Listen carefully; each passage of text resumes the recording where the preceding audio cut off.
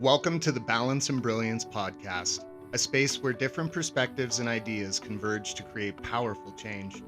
I'm your host, Terrence Hanna, serial entrepreneur and performance coach, and I'm joined by host Zoe McMahon, Fortune 100 executive and lifelong change maker.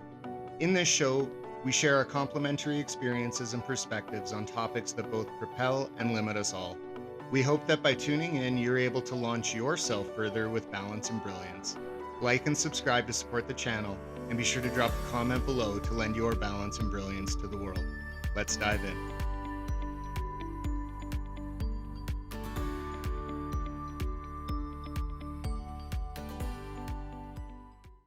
Hey everyone!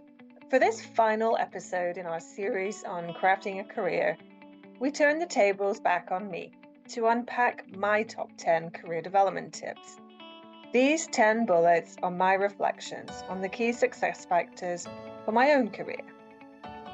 Several of the tips you'll see came up in our earlier episodes with Juan Fernandez and Hank Marshall, so we thought to close out the series we would explore some of the rest. Hey everybody, welcome to Balance and Brilliance. We're back in our career series, and today we have a very special episode for you. We're going to be talking with the one and only Zoe McMahon on her career path and some tips and tricks that we've touched on in previous episodes, and how we can just sort of pack this all up into bite-sized pieces for you guys to get the most out of. So how you doing today, Zoe? Doing good. That's awesome. So, you came up with quite a very, I would say, an extremely valuable list. And in a previous episode with Juan Fernandez, we talked about number one on that list being it's better to be awake than asleep, but it's even better to be purposeful or intentional. That was a fantastic point, and it just kind of, in our discussions, there were so many that were brought up that we didn't get as much time on. Um, One that immediately comes to mind is other life priorities are okay. So I think, for me, hearing that, it's kind of funny because you automatically think, well, that's putting my focus elsewhere. So can you talk a little bit about the importance of that and maybe a specific example in your life or your journey where that has been very important? Yeah, I think this started out with some advice from an early manager that I had in my career. Being a young woman, I was worried about having children and the effect that it would have on my career. And this was a gentleman who was, maybe 50 at the time. I don't remember exactly. And I was maybe 25. And he just dismissed it completely.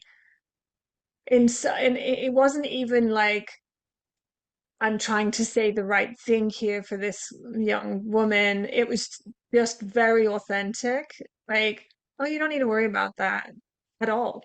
Like, that's important. To take your time, have your children, make sure that you do what you need to do with them, and the work will be here always. And I was initially quite blown away by that. But as time went on, and as I progressed through my own career, and I had three children during the time that in my corporate career, took a reasonable amount of time off with each, and continued to progress afterwards. And definitely during those periods of pregnancy and child raising, your head is just not in the same space as at other times in your career. I would say right at the beginning, I had a certain perspective. Now I have a different perspective because my kids are older.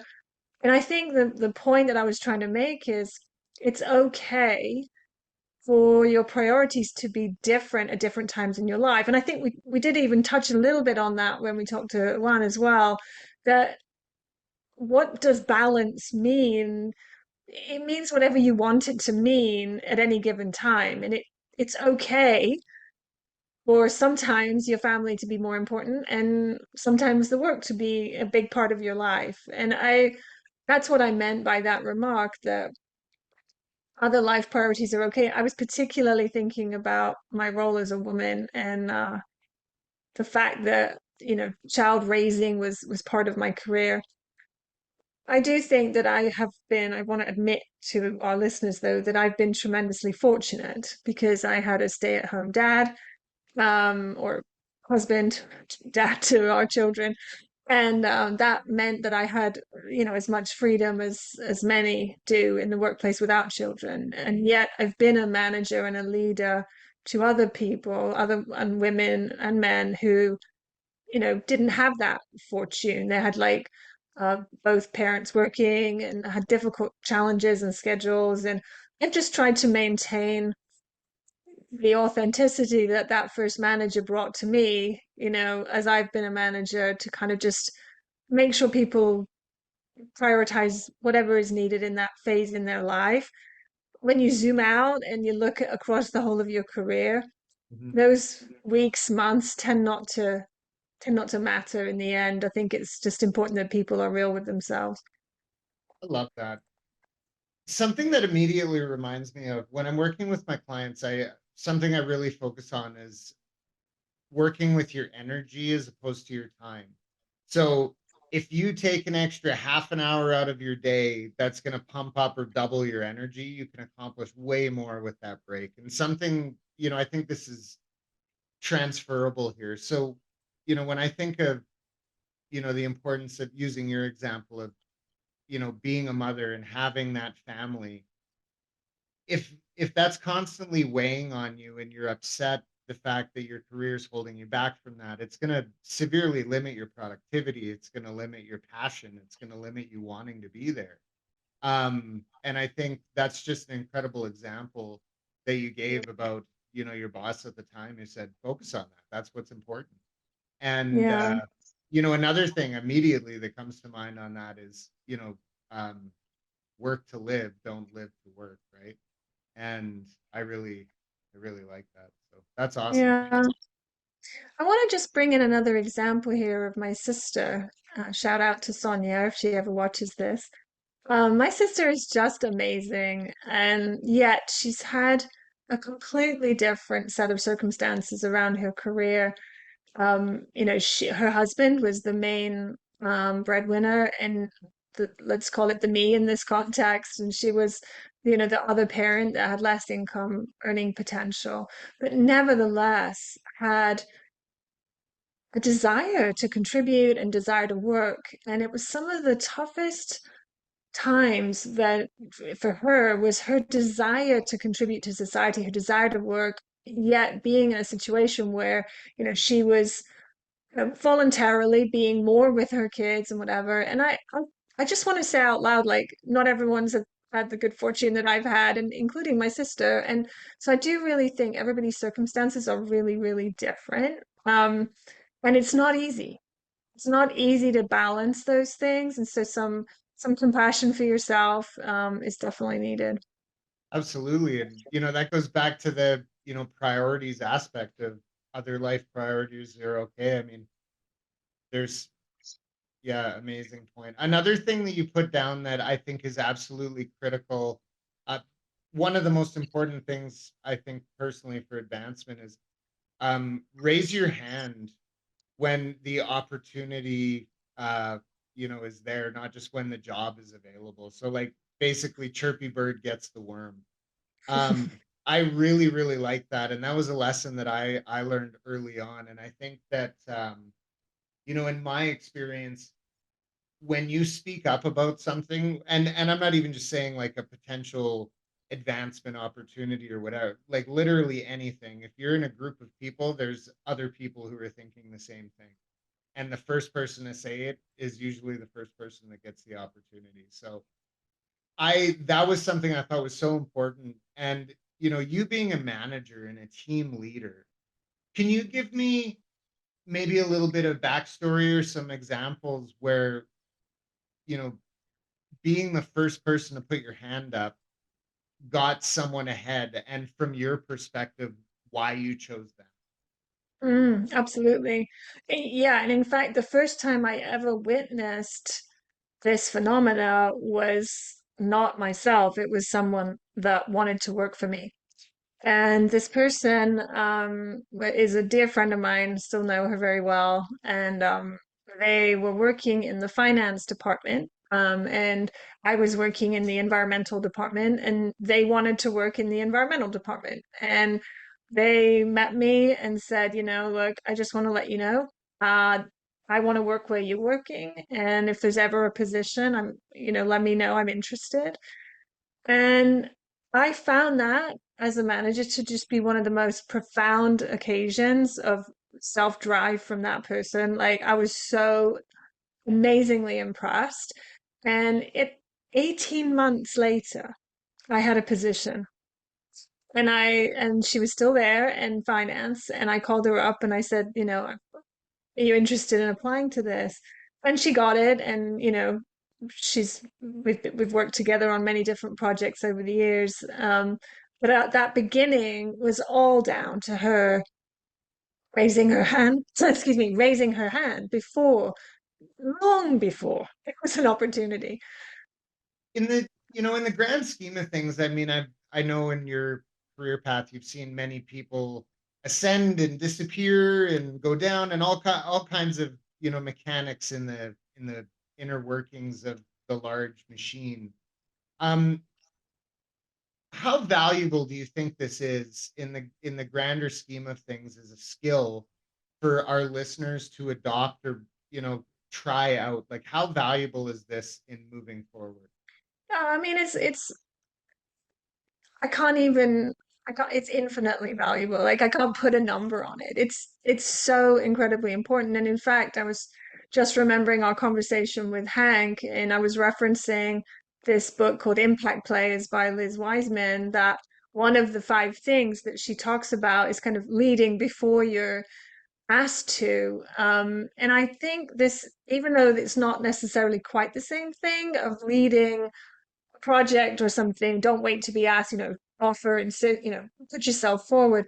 I think it's the same principle. It's the same skill set of just leaning in and putting yourself there. And to do that in the context of your own career development, I think not only incredibly powerful, in my opinion, it's the only thing to do. Like, it's necessary.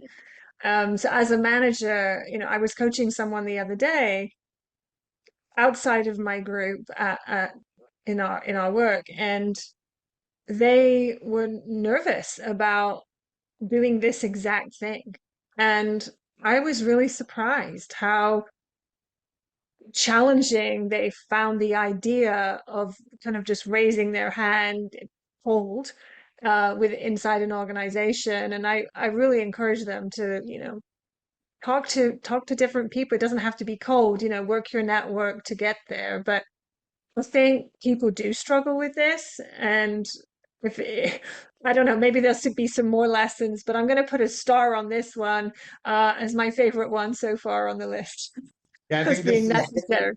I think this is absolutely critical. And, for me, looking at the prospect of hiring a manager, let's say somebody who's going to be in charge of a group of people or a project,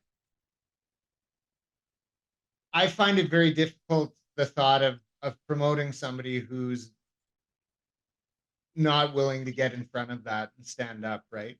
For Yeah, me personally, if I have let's just say hypothetically, I have a group of 10 people and I have two people who stand up and say, I want this position and here's why I'd be good for it. Those are the two people I'm going to be interviewing every day of the week, yeah. because And yeah, and I think, there's some interesting tie here to personality, gregariousness, extroversion, confidence. There's some people are going to find this thing more mhm, natural for yeah, them to do, right? And incredible point. so I suppose by acknowledging that, I want to say for those people who maybe it doesn't come quite as naturally to do that, Mhm. you don't have to do it in the same way. You don't, it doesn't have to be exactly the same methodology, but find a way in your way to talk to people and let them know um, in a way that works for you, but do it, right? And This, don't be put off by the yeah, fact that it feels like it's not your thing, right? That actually want to thank you for giving me the opportunity to articulate this, because this is something that I've actually done, that I didn't mention here. But I think as managers, we sort of get a feeling of who would be good for a position, obviously. And in cases where somebody may not verbalize, "Hey, I'm that person," I think it's, incumbent on the manager at that point to approach that individual and say, "Hey, I'm not saying anybody has to apply for this, but I thought that you would be an awesome candidate. And, I'm just curious why you didn't say anything or whatever." And because I do think that, you know, I agree with you. I don't think that, as a leader, what I had said about, you know, the only people who I would interview would be those two. I I, I would certainly want to make sure and have made sure that I take the opportunity to see, because maybe that person's not interested in the role and that's why they didn't apply, or maybe they didn't think they would be good for it and that's why they didn't. I think that is two different outcomes. But Yeah, I've got a little example here which ties into AI, and the benefits of AI. And I know that we have episodes coming up on that. So I just want to mention this little example that I'm seeing now in the workplace that increasingly, think about how uh, something like having your profile, your skill sets in a system, kind of like your LinkedIn profile or your resume, and having sort of smart, intelligent matching of those skill sets to available positions in the company, so that hiring managers get like a little, hey, that person over there looks like a good match for your role. You don't know them, right? And you get this sort of anonymous tip, if you like, that yeah, Joe over here in finance is a good skill set match. And it allows you as the manager to kind of do exactly what you just said and go, hey, Joe, based on what you have in your profile, you might like this. And I think this really levels the playing field for the type of issue we were just discussing with, where maybe people are shy about coming forward, or they don't even know that the job over there in another department even exists. So it kind of creates this much more open market of benefits for people utilizing AI for internal recruiting. It's very exciting. love it. Speaking of the, I guess, I mean, we could definitely tie this back to AI, but another incredible point that you brought up that I really want to get your perspective on is, don't limit your visibility and perspective. Zoom out. Say more smart things. Well, isn't that's almost a good segue from that's a great segue from that last point. Let me say that again. That's a great segue from what you just said, because that technology actually facilitates that zooming out for you. But in the event that you don't have access to that type of technology yet, I think I I think people can get stuck.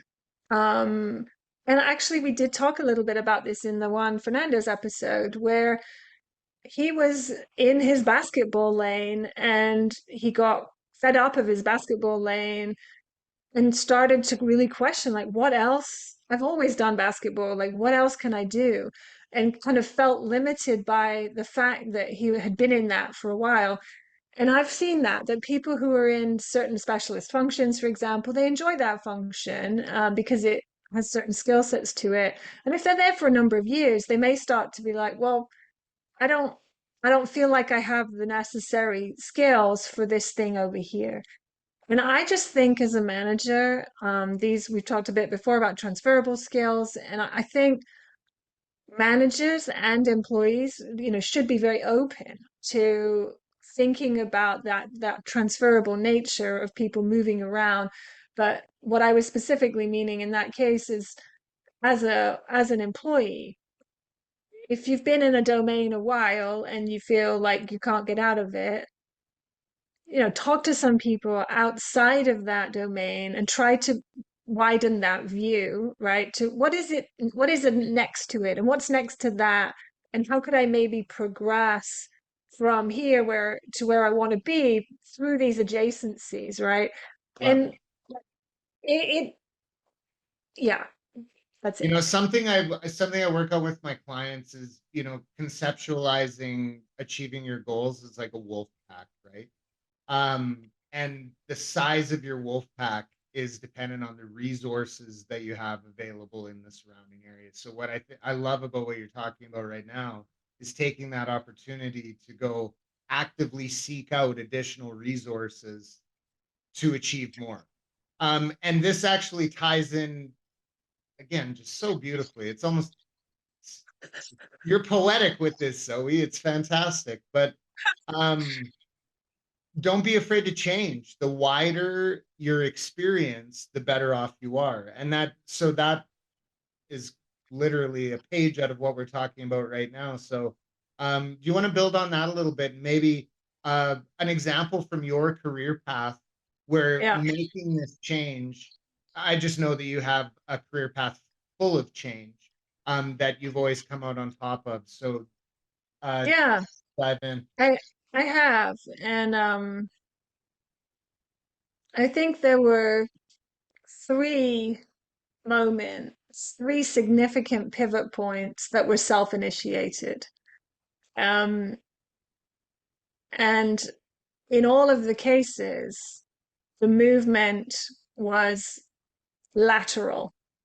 So people often think about, the next job needing to be sort of higher in the hierarchy of management or whatever. But every time I've made a significant move in my career, it's been lateral first in order to then stand a better chance of going up later. And it paid off every single time. And as much as you might, you know, feel a little bit intimidated by doing something completely new, I think once you've done it once, once you've sort of jumped into a different lane and seen, oh yeah, I can do this. Again, a bit like Juan when he was talking about the different things he tried after basketball. And he was like, yeah, you know what? I tried and I actually turns out I didn't like it, so I changed again, and I loved what he said about, these decisions are not final. You're constantly just testing things and trying things. And so not being afraid of that change, and in fact that change is the norm, Mhm. I think is really important. Have I, you seen that? yeah, actually, you know, something I just sort of, you know, my brain just sort of makes metaphors out of this kind of stuff. But I know in our previous episode with Hank, we talked about sort of how, you know, it's not a ladder, you know, it's more like a mountain. But whether you're looking at it as a ladder or a mountain, take your pick. Um, you know, ladders only go so high. So you got to climb up, get off the ladder, go to the next ladder, you know, climb up or the mountain. Like you're never going to climb a mountain vertically. There's always going to be some sideways movement. So, Right. you know, the immediate thought that always comes to my head is it's probably more dramatic than most people's imagination, but some guy who has, you know, climb up a cliff and he has to jump across to the other cliff so that he can climb higher and it's the only way up. Um, Mhm. so I just yeah, no, I think that's fantastic and really valuable because I think something that would hold a lot of people back is, you know, well, I want to go up. I don't want to go sideways, you know, and just taking a moment to realize that you're going to gain a lot just in that sideways, that like lateral movement. You're going to gain a lot in experience. And I think that, you know, tying that back, actually, you know, maybe a fear people have is when you step off that first ladder to go to the second ladder, you're giving up everything that you've gained on the first ladder. But the truth of the Mm. matter is the first ladder comes with you to the second. Mm. And That's that a great actually, oh, sorry, go ahead. No, I think that's a great analogy. And when you were talking about kind of the fears or whatever around wanting to move up, but actually moving laterally, I was thinking one of the other challenges is I think people get used to being on a certain ladder, right? And they get comfortable with that ladder and they're like, I know this ladder. I know this ladder really well. And so I'm going to hold on to it. But making that jump, yeah, bring it with you. Bring all of that great stuff with you. And you'll get to love the next thing. You know, I was giving a talk at work the other day, and the lady was describing how, unlike me, where I have voluntarily shifted my career multiple times intentionally, this lady had been kind of voluntold, let's say, multiple times presented new opportunities that were really different for her. And, she was saying, like, at every time, she was kind of like, what are you asking me to do? Like, this is just really uncomfortable. I don't know what I'm doing. Um, but she, told the room that these were some of the most important developmental moments in her career, was when she was forced to get out of her comfort zone, to learn new things. On those occasions, she didn't choose to. I chose to, but I think the learning effect is the same. So if you're forced into change that you don't want, finding that opportunity to learn is great. Yeah. But if you're not being forced to change and you've maybe been static for a bit too long, force it on yourself to create that same effect. This actually, I want to tie this back to a previous point because actually this goes directly into the next point, but we can tie this back to a previous point in regards to raising your hand. Like if you're in a position where you do make this lateral shift, so using the example of your friend coming over into the environmental world, that's a phenomenal example of this. When you make that move, make sure that the people know what you can do and what you're good at, some skills that you're bringing into this vertical from the previous, because that can create a lot of opportunities. That's something that me personally, I'll actually give you an example right now. I'm doing a lot of work with a business, and I I have a lot of AI experience, but it's not really part of the work that we're doing together. But I let them know that I have a lot of experience in that area. And it just opened up a whole ton of new opportunities for the work that we're doing together. So Mm. absolutely fantastic. And this goes right into our next point. And you know me, I love my SWOT analysis. So let's but if you're known for a specific subject matter or you have like a really solid strength, remember these transferable skills when you go into your next thing. That's a huge part of bringing that ladder with you. Um, Exactly. I want to hear more about your take on this because I, this massive intentional moves that you've made, they've been quite dramatic, you know, from I'll say a skill set perspective. And it's at least from my interpretation of our discussions of them. And I think now, like just knowing you and every single one of these things is just like a pillar of this, incredible business juggernaut that sits before me right now. So I mean, take it for what take it for what it is, but it's something that I find fascinating. So over to you. Yeah, so I think there's a couple of interesting points in there. Um, I've often asked myself,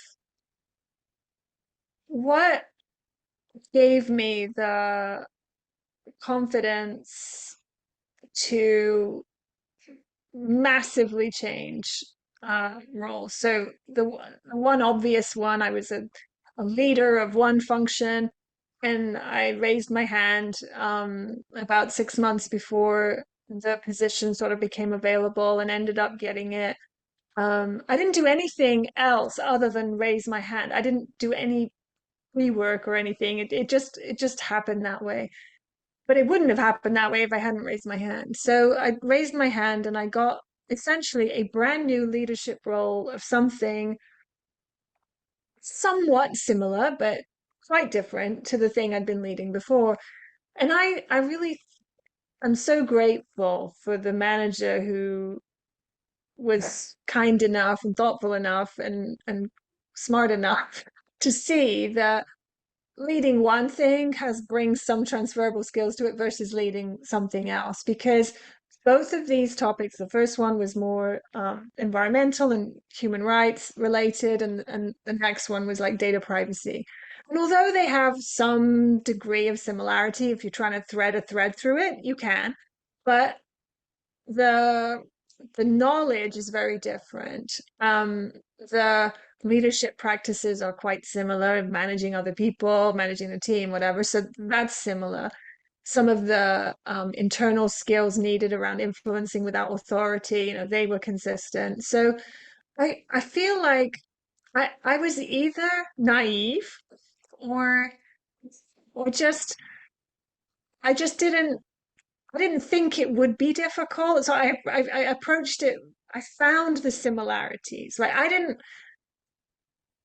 I wasn't intimidated by it, even though it sounded quite different on paper, because I was able to see those commonalities Yeah, and lean on them, right? So I don't know if that answers your question, but it does. I've pondered on what kind of sick person I am that does this, but it didn't feel wrong to me. It always felt like, oh, that makes sense if I look at it from this perspective. You just said something that is so incredibly powerful. And Juan actually touched on this right at the beginning of our episode with him, but your perceived level of difficulty, I think, is, you know, you like you were just saying, like, I didn't think it would be hard, and it wasn't. You know what I mean? Just because I didn't think it would be hard. And Juan talking about becoming a professional athlete.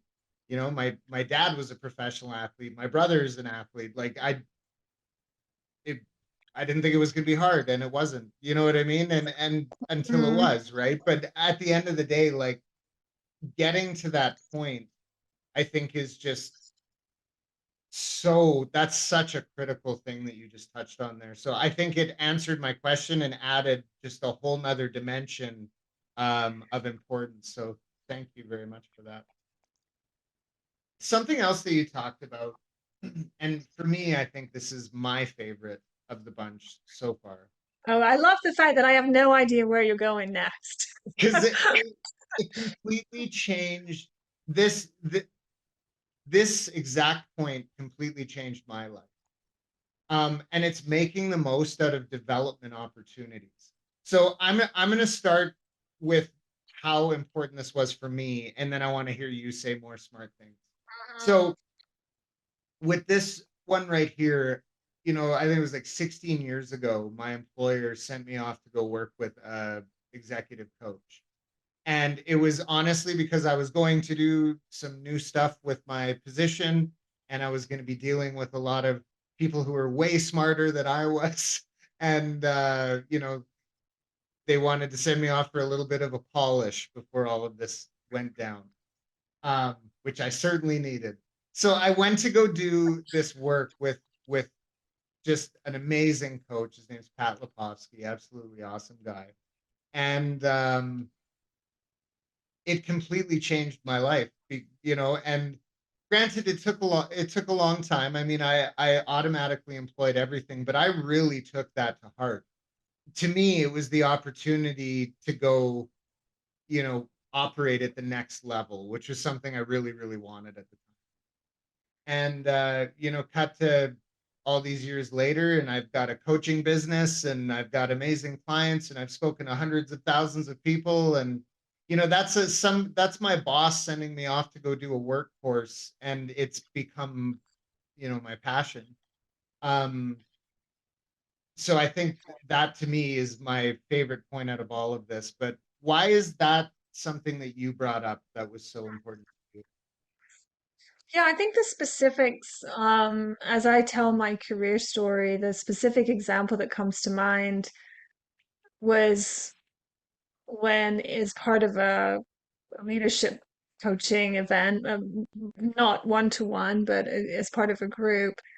We were invited to identify our values and out of those values to create our vision for ourselves. And it's a very profound moment where I realized that I had been following a path or a vision up until that point, but I hadn't realized it, and that I could now build on that and be more intentional about the next moves that I was going to make. But it was already there, but it took, this sort of stepping back and looking at what mattered to me.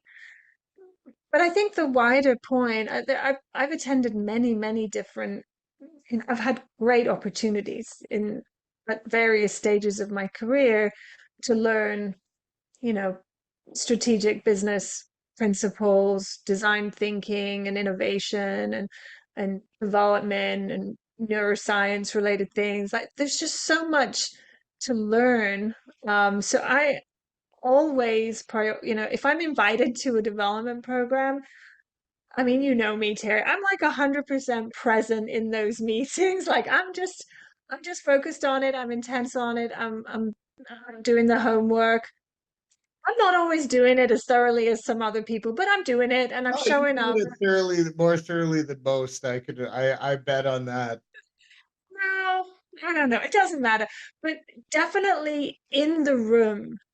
Homework, I don't know, but in the room, I pay attention. I'm listening, I'm absorbing, I'm interacting with people. I'm really internalizing what I'm learning and taking it back. And I think sometimes, when programs are offered or trainings are available to people, there's never a good time, right? And so sometimes people are like, oh, do I have to do it? And I just would encourage people, like, if you're being given an opportunity, either for coaching or for training or some kind of mentoring circles or anything like that, again, just say yes. Oh yeah. Because there's no harm can come from it. Only good can come from it. So it's been definitely part of my journey, multiple events that I've just loved experiencing. But the one that had the most impact, I think, was the one where we really talked about what matters to me as a person. And it really helped me to find meaning in the work that I was doing. Yeah, no, I love that. That's, as you know, one of the core principles in coaching is making sure that you're aligning your values and your virtues and your actions, right? So I mean, we spend, assuming you work 8 hours a day, you're spending like a third of, your work week working. So making sure that that's aligned with, values, or at least you're getting something more than a paycheck out of it, I think is incredibly important. And you can do that. A phenomenal example of that, actually. So I had a good friend of mine many years ago who was a garbage man, and he was really struggling. I mean, he made great money, but it's a very good job. But he was struggling with the concept of this, I don't know, the stigma, if you will, which Yeah, sure. I personally don't. That's something I've never even really registered, but it was something that he had an issue with. Anyways, something that we were talking about one day was how much weight he was moving, and it was thousands of pounds a day.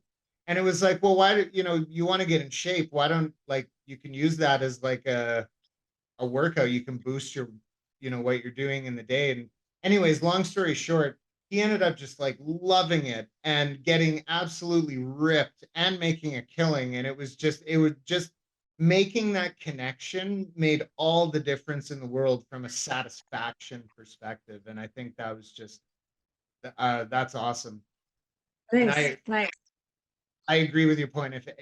If you ever have the opportunity, to pursue coaching or any kind of professional development, especially if someone else is paying for it, hop on it. I think it's absolutely amazing. This is not the next point is one I think this is a really important one, and it's, don't be afraid to give your current employer the boot, if the role isn't right for you. And I want to get why do you say it? Why would you encourage your employees to quit if it's not right for them? Let's frame it like that. Yeah. And I've had many team members had have to get used to my style on this because my style as a manager is to be very open about opportunities that are available for my team to the point where they're like, "Are you trying to get rid of me?" And of course I'm not. Of course I'm not. I think we have to hold two ideas in our mind at the same time, which is that we can be fulfilled and happy where we are and keep an eye out for other opportunities. It doesn't we don't you don't have to wait until you're miserable. And just because you're happy doesn't mean you shouldn't have your eyes open. So to me, I think people always need to have their eyes open to the some possibilities for themselves. So I've done this a number of times, and the lesson that really happened for me on this point it was a time when I wanted to keep growing up, um, but I wanted to stay in the topic that I was in, and I wanted to stay in the company that I was in. And so I've told this story before, but I had like these three constraining walls, like this cube, and I was boxed in because the only change I was willing to accept was, in the same company for the same job at a new level, and it was very narrow. And I had to just relax one of those conditions. And in the end, I didn't end up changing employer, but I had to kind of open my mind to the idea that an opportunity could be outside of that box that I'd created for myself, right? So I think most companies nowadays are very comfortable with the notion of sort of movement. And maybe it's not most companies, but my experience has been that, you know, if you're not helping your people to develop and grow and sharing opportunities with them, in the end, you're going to lose, right? And if you lose people to a great other job, great. Like you never know when things, it might be your boss again in the future someday. So you never know right, how things are going to go. But I just think it, if you are following your desire to have meaningful work, um, keeping your mind as wide as possible as to what that could be is how that's going to find its way to you, I think. And if you're stuck on one employer, again, I'm happy where I am, right? But that doesn't mean I'm not open. But I'm engaged and happy, and again, I think people sometimes feel bad for keeping their eyes open, and I don't think it's a bad thing at all. Yeah, it's really interesting because, statistically speaking, people who don't stay at the same position are the most successful people.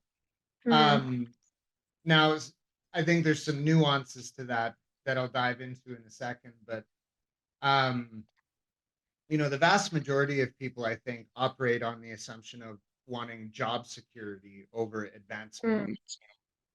Mm. Um, Not to say that those are mutually exclusive, but I think that you know, for me personally, I like to look at this from again, the employer's perspective, because in my mind, this is, maybe I'm weird for thinking this, but I know what I bring to the table in a specific thing, and I know what I'm looking for. And if I'm not going to get it from you, I'm going to get it from somebody else. And again, I don't say that ignorantly. I say that confidently, knowing what I bring to the table, and that an employer would want that. Um, so I think keeping those options open for me is just the way to go. Um, but yeah, I don't know. I think I am maybe weird on that point. I don't know if everybody thinks like that, because the vast majority of people that I know do think, you know, that's not the right way to go. That job Mm. security is something that you should go for, but maybe it's become a I come from a trade background, and job security in the trade background just isn't a thing. The job's over and not to say that you're moving to a new company, but you're definitely looking for a new project to be going, and everything's always changing. Well, and here's the other thing. Exactly what you just said. Everything's always changing. So even if you think even if you're not looking, because you're happy where you are and you're happy with the security, guess what? Stuff's going to change around you anyway. You know, your boss could change, or the company performance could change, or whatever.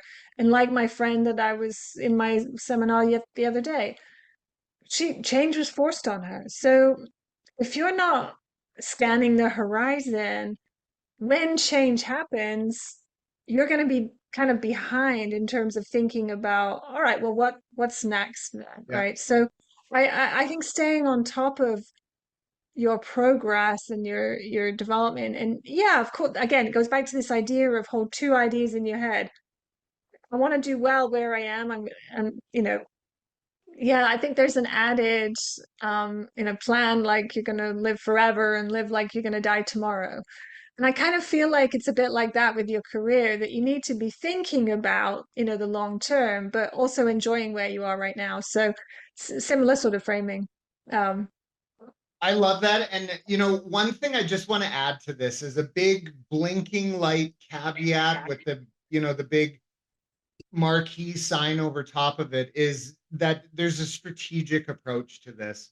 Don't walk in and quit your job tomorrow because you're not happy about the way that things are going. So, what are some things that you can do if you want to pursue a lateral move or a move to another company? Um, Build a LinkedIn profile. You can, start applying for other jobs while you still have this job. And the beauty is if you have a job and there's some job security, you can throw some Hail Marys out there.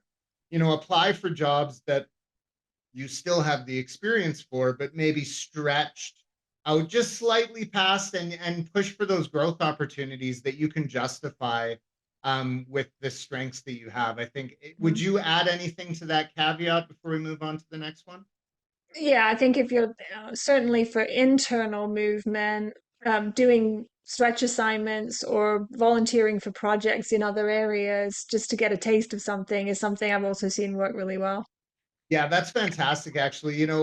Going to the point of don't be afraid to leave your current employer if the role's not right for you. I think that, you know, the point that you just brought up was really great to highlight that lateral moves or moves within the same organization can offer the same growth opportunities that moving to a different organization would offer. So a beautiful point.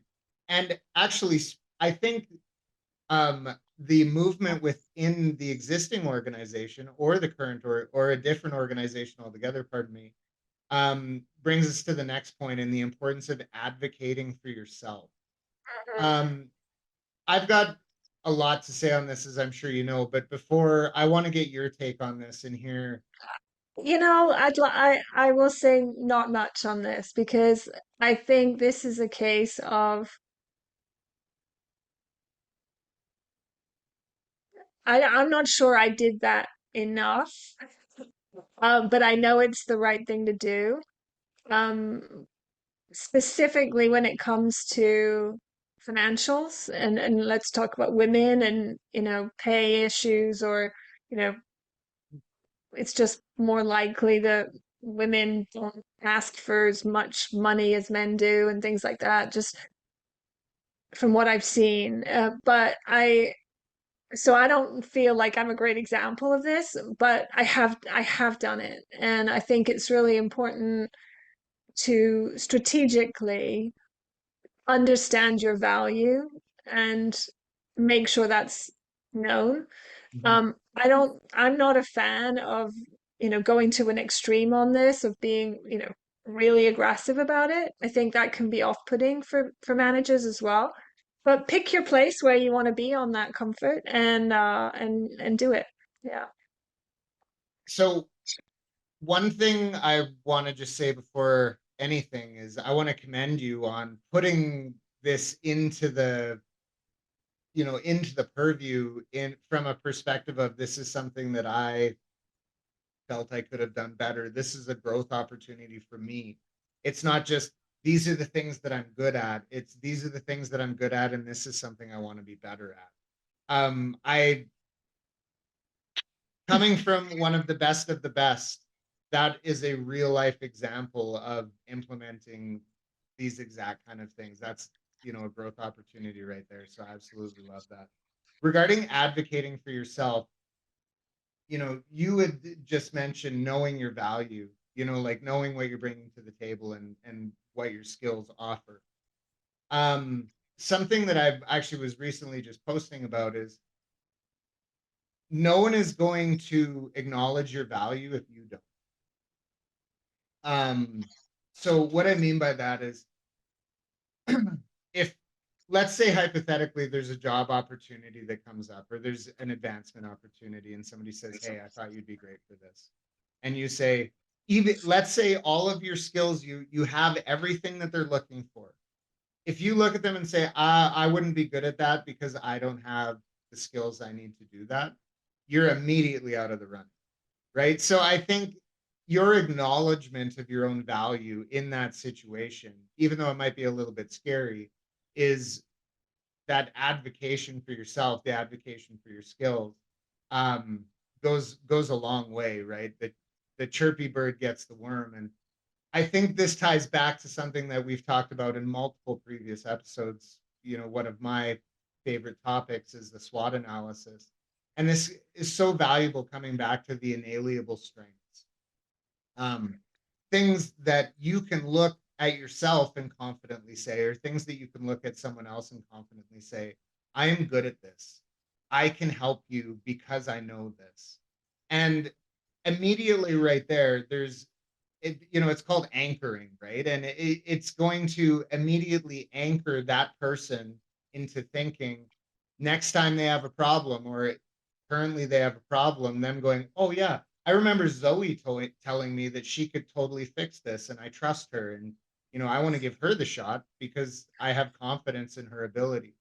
um, Even if they've never seen that ability, the fact that you advocated for yourself on you having that ability can give that confidence to others. So Mm, yeah, I I think really that's like that. very important. I love it. And it goes with, I think there's been a theme here of not being afraid to be visible and present and clear and demonstrate your value and speak up and raise your hand and lean it. They're all kind of along the same wave that, yeah, if you want to keep moving, that's what's needed. It's just to keep waving your hand and letting the world see you. Yeah. The common theme that I'm really take away from this, because these were sort of takeaways from listening to you talk about your journey and things that have come up in previous discussions. But something, if I was to sort of condense all of this down into a singular thought, something that I really take away from this as a testament to your ability is leadership. It's about leading through example. It's about leading yourself through difficult, thought process. It's about leading others, you know, to utilize their skills and be the best that they can be. So I'm just really, really my biggest takeaway from this, in addition to all the gems that were shared with the listeners, is you're one hell of a leader. And I think anybody who's listening to this right now, there is so much that you could take away from Zoe's experiences and journeys. I really want to personally thank her for sharing her experience on today's episode of Balance and Brilliance. I want to encourage every single one of you to go drop this video a like because I mean, let's face it, it was awesome. And you can leave a little bit of your balance and brilliance down there. What's helped you advance, what's helped you move forward and get those jobs that you wanted to get. Let's all help each other. And I want to pass it over to Zoe for any closing comments that she might have. I'm looking forward to doing my famous summary at the end of this one. Wrapping this up for our series on crafting your career. I think it's been a good series, and probably we could do another one with other characters who've had a different journey, and maybe even explore some of your path around entrepreneurship some other day, Terry. So, and that then we'll get to turn the light on you. But no, all good for today. Hope this helps you out, folks, and see you next time. Thanks so much for tuning in. We'll catch you on the next one. Bye. This was the last in our three-part series on crafting a career. and it was all about me this time. I've spent nearly 30 years traversing and ascending in corporate roles, and when looking back at what made it possible for me to become a VP in a Fortune 100 company, I have a list of 10 top tips. Coincidentally, or maybe not, several of these tips showed up in the first 2 episodes in this series, with Juan Fernandez and Hank Marshall. So we thought it would be fun to visit some of the others. After exploring the notions of balancing work and life in our first episode with Juan, in this episode I share a story of a rather thoughtful and enlightened manager who made it easy for me to prioritize my family at crucial times in my career. I do acknowledge how fortunate I've been to have a husband who stayed home with our kids, allowing me to invest more in my career, something that is definitely not true for everyone. But the common lesson here is that it's okay for other life priorities to come first, and that we need to show ourselves and each other some compassion on this topic. My favorite piece of career advice on this list and across the series is to raise your hand long before the opportunity arises. And I shared a story of an employee who did that early in my management career that has inspired me ever since. As Terry put it, chirpy bird gets the worm. And yet, as hiring managers, some caution is needed here, as not everyone has the confidence or personality traits to be that loud voice. Maintaining a wide view and looking for a strong skills match versus just a loud voice is critical. But as an employee finding your way, let your career intentions be known. That's crucial. Related to raising your hand, we also discussed the necessity for change in our careers for learning and growth, and for not being afraid to step out of your comfort zone. This may be especially needed if you're in a domain-rich subject where you may feel like you might not be relevant for the next role. But you need to carry everything from your career to that point forward. Identifying those transferable skills is crucial. In my career, I've changed roles intentionally several times, and even though the new roles were quite different, I was able to find the perspective or mindset that it was a logical move given my strengths and experiences. This positive framing is important to avoid that old trickster of imposter syndrome. Making the most out of opportunities for development with coaches and trainings sounds really obvious, but it takes discipline and focus, and something I would recommend people do. It requires knowing yourself and your development needs, and going after the growth you need. This includes, of course, programs or coaching or training. And there is never a good time when you think about the competing priorities you have, but if you truly say yes to these opportunities when they arise, they will help you. A little perspective that popped out of this conversation is to find the integration of your values and virtues with your work, as this is where we spend more than a third of our lives.